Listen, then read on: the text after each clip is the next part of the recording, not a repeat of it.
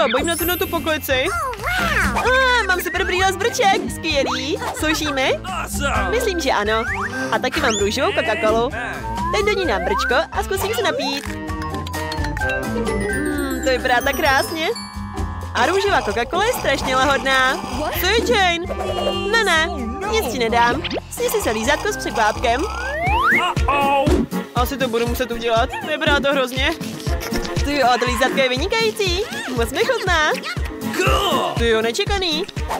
To jo, je moc dobrý. Ale ne, snědl jsem to celý.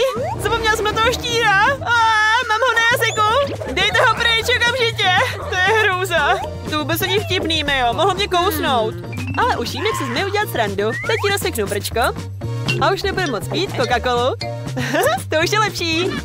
A teď můžu vypít jméno kolu. Ty jo, je vynikající. Opravdu? Hej, proč mi netočí nic do pusy? Hej, Jane, zničila jsi mi moje brýle. A taky jsem